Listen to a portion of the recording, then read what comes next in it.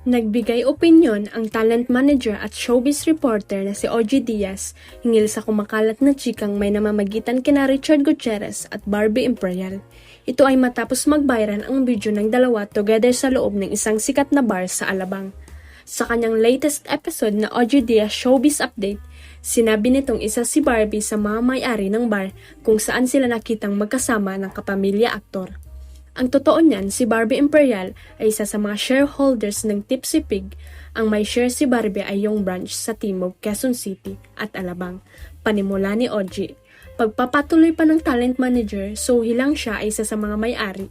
May obligasyon ito na pumunta sa kanilang mga negosyo at mag-entertain sa mga bisita. Para magpakita sa bisita na yun ay puntahan ng mga artista. Okay, so yung totoo niyan, si Barbie Imperial ay isa sa mga shareholders ng Tipsy Pig. So ang may share si Barbie ay yung sa Tipsy Pig Timog, QC, at dun sa Alabang. So bilang siya ay isa sa mga may-ari, ay may obligasyon yung mga may-ari na pumunta sa kanilang mga negosyo para mag-entertain ng mga bisita.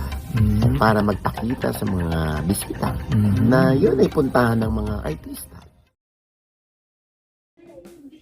Paglilinaw naman ni OG, walang share si Richard sa bar pero nagkataong kaibigan nito ang mga may-ari.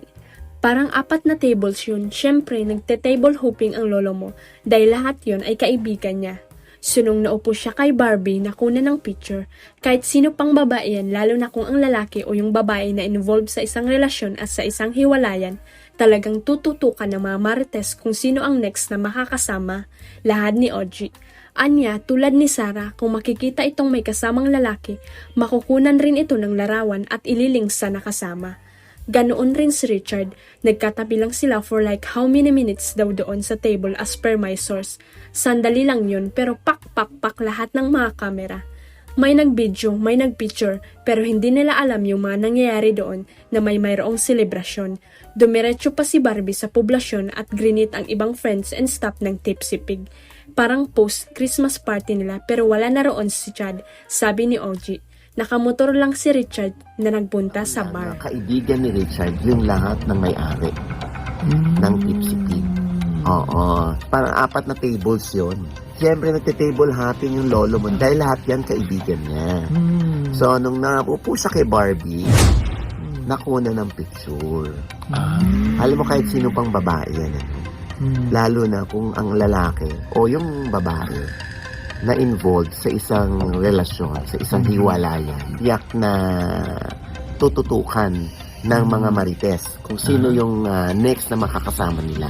Katulad sa hiwalayang Richard at Sarah Labati.